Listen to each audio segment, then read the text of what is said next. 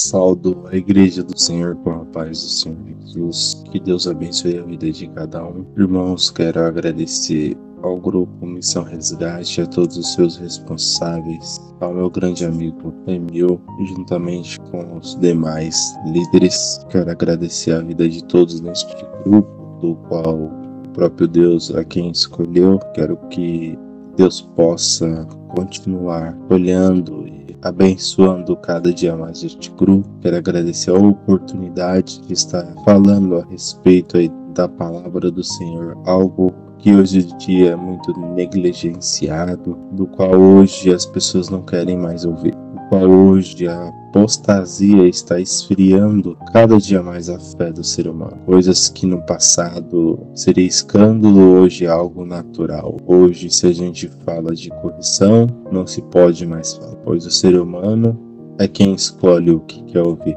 não o que Deus quer falar. Amém, irmãos? Irmãos, estarei ministrando hoje no livro de Gênesis, o primeiro livro da Torá, do qual escreveu Moisés. Amém? Estarei lendo Gênesis 22, do verso 11 até o 13. Amém? Mas do céu lhe bradou o anjo do Senhor: Abraão, Abraão.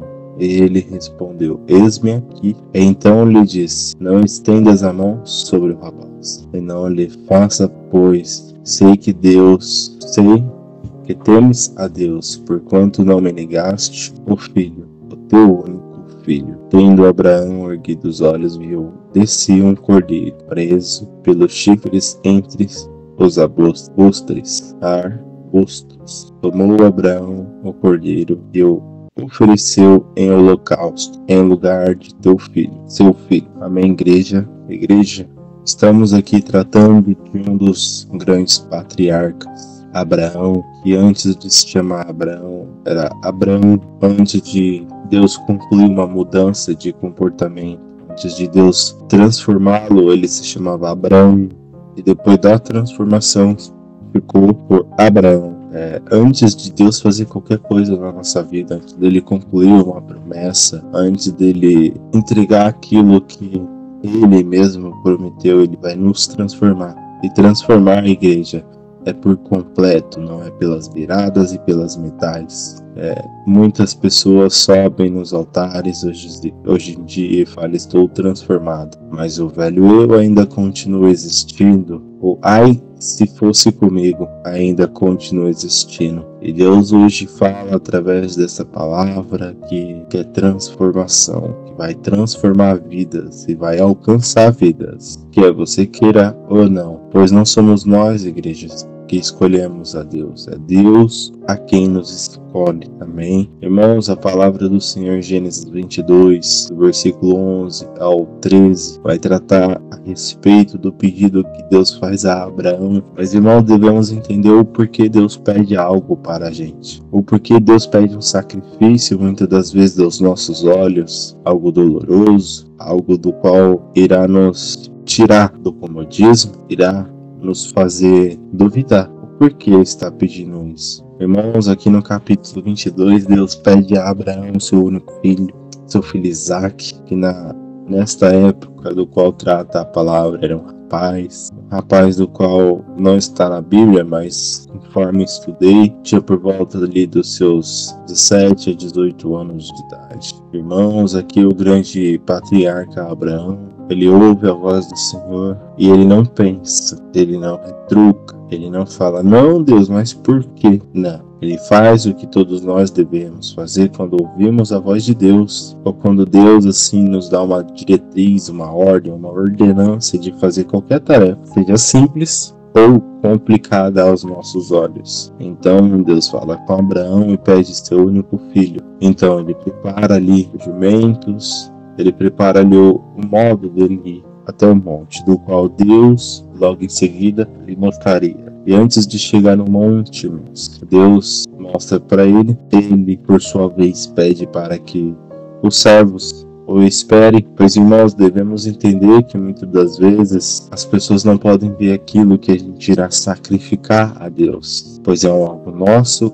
com Deus, é uma intimidade, entende? Irmãos, a Bíblia vai dizer que no capítulo 21, Deus está ali concluindo a promessa que havia feito a Sarai, que logo em seguida foi Sara. Sara, por sua vez, já era uma mulher de idade, uma mulher do qual pela medicina e pelo homem não poderia ter filho. E mesmo ela duvidou que teria. Mesmo ela, quando o anjo chega em sua casa e fala para Abraão que irá concluir a promessa, ela por sua vez ouvindo, se questiona e fala, mas como posso eu ter filho sendo velha? Como pode Abraão ter filho sendo velho? Mas Deus, irmão, ele não liga muitas das vezes para isso, pois ele é o Deus do impossível. Deus promete, Deus cumpre. Irmãos, quantas promessas nós temos, quantas vezes Deus fala conosco através dos nossos irmãos. Muitas das vezes é coisas dolorosas de se ouvir, é promessas das quais aos nossos olhos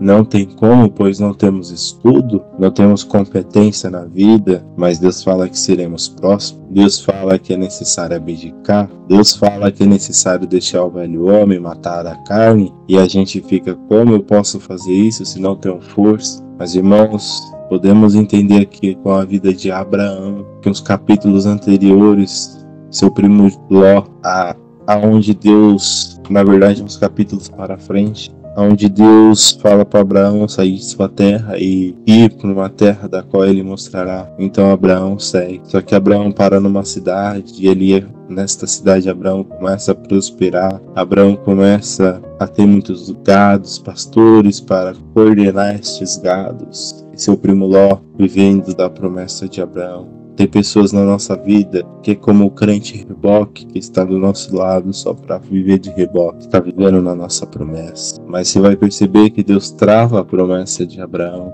Deus trava o reino, não fala com ele, porque Deus fala conosco quando a gente está na direção de Deus. Voltando e contextualizando aqui no 22, no verso 11 ao 13, Deus pede a Abraão, seu único filho. Irmãos, quando Deus pede algo pra gente, a gente sabe que é doloroso, é algo complicado de se fazer. Irmãos, imagine se Deus, que no capítulo 21, entrega a Sara, da qual duvidou que seria capaz. Imagine se ela estivesse em casa. Imagine se quando Deus pede o filho a Abraão fala, Sara, Deus pediu o nosso filho, nosso único filho. Ela ia falar, tenho certeza que não é Deus, é o capeta que está falando. Irmãos, tem coisas que Deus pede a nós e é a nós. Não é a nossa esposa, não é os nossos filhos, é a nós. Então, lembre-se da regra base, maior que o filho é a esposa, maior que a esposa é Deus.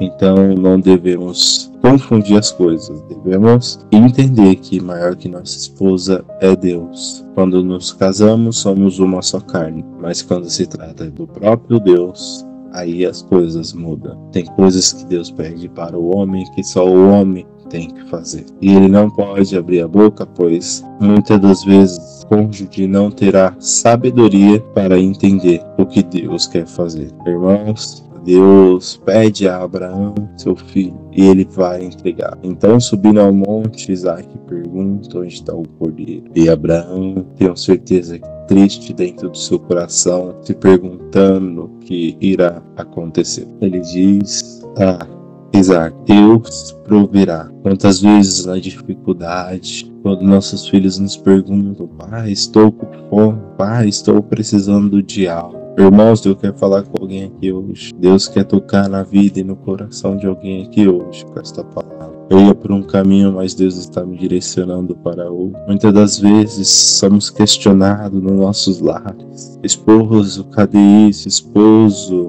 como que vamos pagar esta conta? E muitas das vezes nós, homem, ministro da palavra, servos de Deus, abrimos nossa boca para reclamar. Abrimos nossa boca não com sabedoria, mas com imprudência. De vez de falar, o Senhor proverá. Não, falamos, não sei, só Deus sabe. Mas no sentido de, talvez nem ele saiba. Mas irmãos, devemos fazer como Abraão, quando fala para Isaac, o Senhor proverá. Irmãos, isso é lindo, porque isso mostra a fé que aquele homem tinha no Deus a quem ele servia. Irmãos, Abraão, antes de Deus pedir Isaac, ele não entregava mais culto, não entregava mais sacrifícios ao altar. Segundo a Bíblia e segundo o que estudei, Isaac com 17 a 18 anos, irmãos, imagina esse tempo, você se entregar um culto, se entregar uma adoração a Deus, se adorar e bendizer o nome daquele que merece. Damos glórias a Deus porque Ele merece, porque Ele fez algo por nós. Deus não é Deus só de fala, mas sim de ação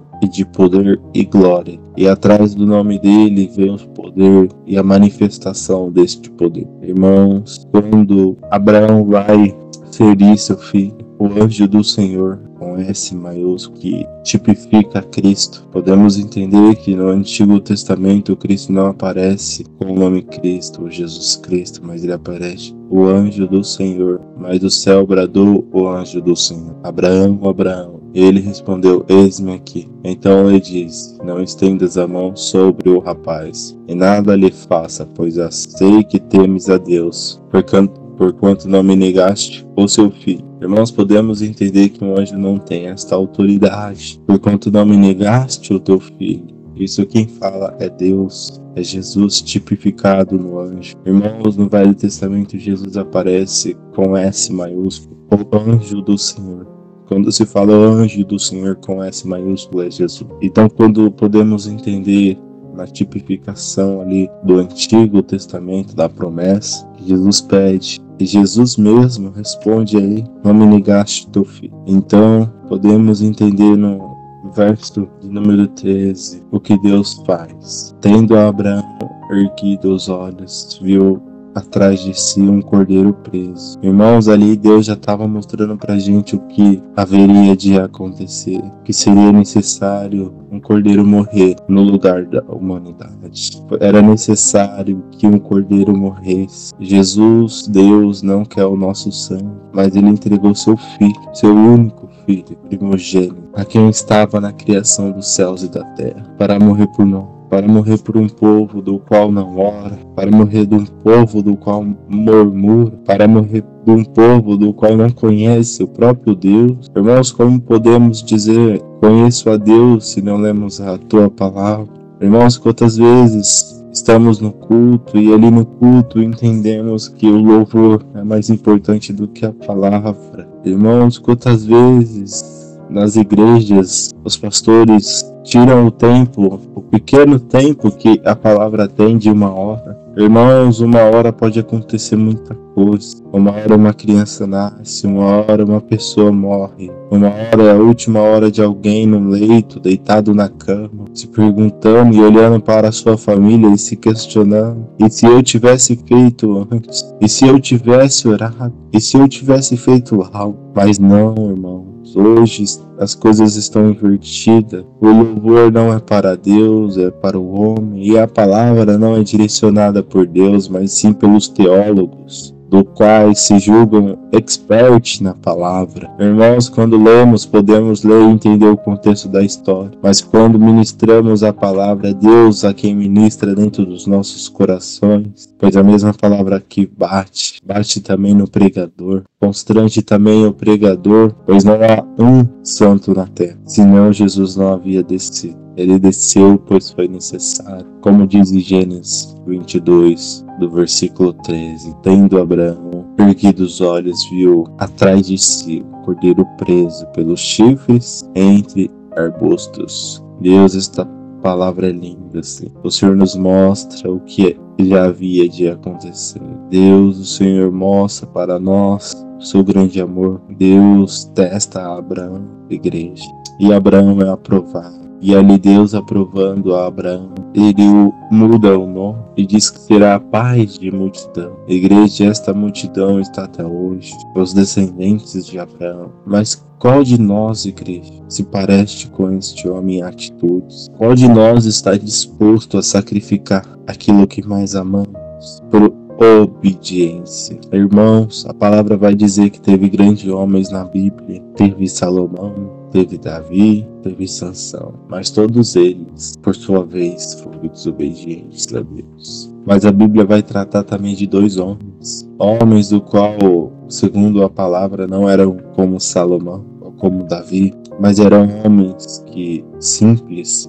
mas que faziam a vontade de Deus. servos sabiam obedecer. A palavra diz que é melhor obedecer do que sacrificar. E na vida devemos ser obedientes. Devemos ser obedientes ao nosso pastor. Irmãos, muitas das vezes nossos pastores, nossos líderes, eles pedem coisas das quais nós, na nossa grande sabedoria que achamos que temos, não concordamos. Então, não vou fazer, não quero. Eu estava indo por um caminho, mas Deus está me mandando ir por outro, irmãos. Não, eu não quero fazer, eu não vou fazer desse jeito. Porque eu já fui líder, eu já fui pastor, mas hoje eu não tenho igreja. Então, só por isso eu sei, e é do meu jeito, mas não é do nosso, é do Senhor. Devemos ser obedientes às nossas lideranças para que assim Deus possa destravar o reino espiritual. Pois, irmãos, segundo a palavra do Senhor, Deus não age em desobediência. Irmãos, a Bíblia vai falar de dois homens, por sua vez chamado José do Egito, um menino íntegro,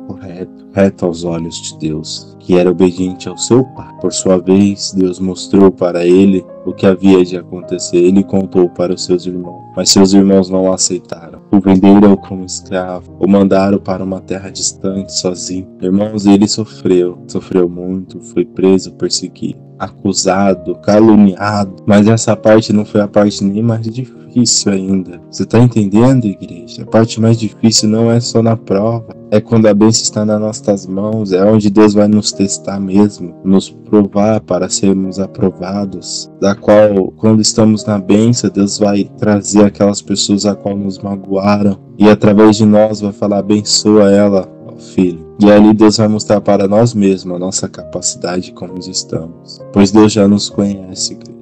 Deus já sabia que José iria perdoar seus irmãos, mas é como a palavra diz, ele teve um tempo determinado por Deus para lidar com este sentimento. Irmão, José era como nós, homens, mas diferente do nosso tempo para o dele, as circunstâncias eram outras e as nossas são outras. Hoje não temos mais escravidão, mas ainda temos pessoas escravas de sentimento, escravas de relacionamento dos quais não foi Deus quem determinou.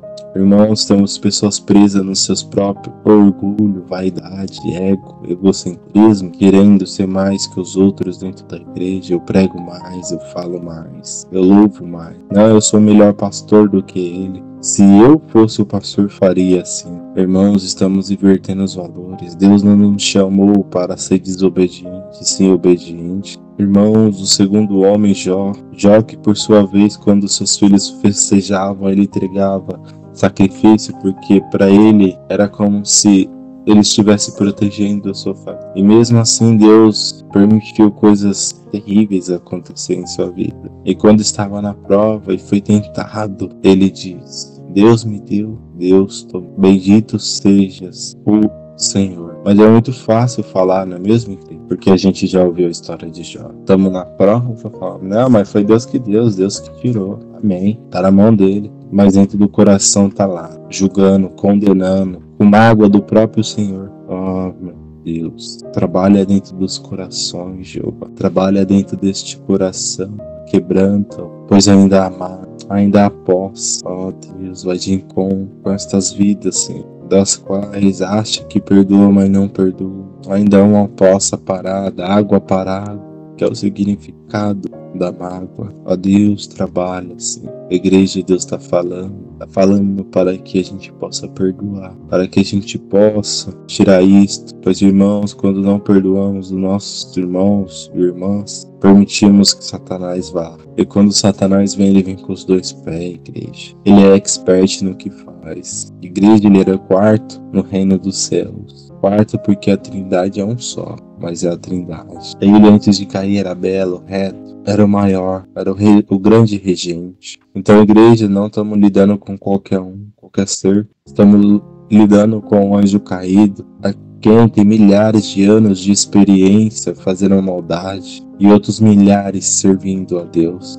Igreja, até Satanás tem que obedecer a Deus e nós não obedecemos. Quando Deus fala perdoa e nós ali sabemos o que Deus quer dizer e não soltamos o perdão. Igreja do Senhor, perdoe, pois só assim seremos perdoados. Igreja, tenho 4 minutos apenas. Vou falar brevemente a respeito de mim e de um irmão meu, do qual eu tinha algo contra ele, não algo que ele fizesse, mas um pré-julgamento. E é um homem de Deus usado grandemente, pois eu ouvi coisas e julguei através dos meus olhos, mas não era verdade, era o próprio inimigo. Então Deus toca no meu coração e fala: Jacques, eu quero que você faça amizade com ele. Então eu fiz amizade com ele mesmo não gostando do que Deus havia me pedido, mas eu sabia que era para quebrar algo. Então ali eu fiz amizade, só que não foi fácil porque ele também estava com pré-julgamento comigo.